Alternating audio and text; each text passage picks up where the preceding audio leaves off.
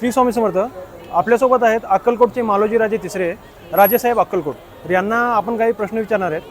श्री स्वामी समर्थ. श्री स्वामी समर्थ. जो मणी आपण सूर्यमणी स्वामी समर्थ महाराजांचा सूर्यमणी आणि पादुका या तुम्ही पुण्यामध्ये दर्शनासाठी 150 वर्षानंतर पुण्यामध्ये आणले. जी. तर यामागचं कारण काय? या मागचं कारण असं आहे की आपण हा अक्कलकोटमध्ये एक अनुभूती नावाचा एक प्रोजेक्ट करतो.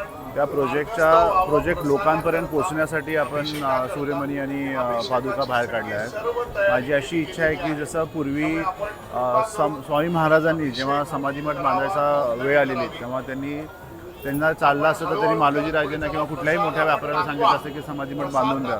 तर त्यांची अशी इच्छा होती की त्यांनी चोळप्पा आणि बाळप्पा या दोन्ही त्यांच्या शिष्यांना सांगितलं की तुम्ही पुणे आणि मुंबईच्या दिशेला जावा आणि जास्तीत जास्त लोकांकडनं वीट का असं ना तुम्ही त्यांच्याकडनं घेऊन या.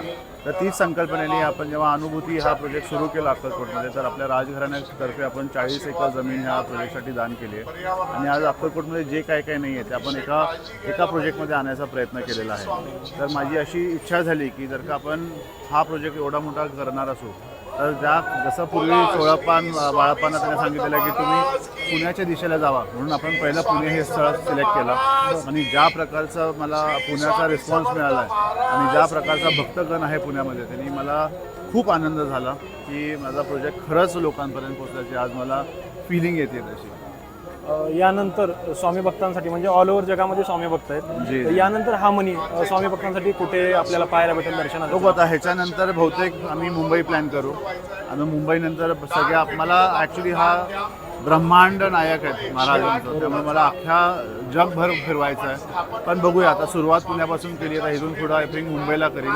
त्या पुढे कुठं महाराज घेऊन जातील खरंच माहिती नाही. आणि भरपूर स्वामी भक्तांचे आणि दत्तभक्तांचे मला मेसेज आणि कमेंट येतात की स्वामी समर्थ महाराजांचा जो दिव्य सूर्यमणी आहे तो आम्हाला अक्कलकोटमध्ये दररोज दर्शनासाठी भेटेल का? येस, तो दर्शनाला दररोज भेटेल. जेव्हा माझा हा प्रोजेक्ट उभा होईल तेव्हा आपण तिथं एक 108 फुटाची मूर्ती करतो.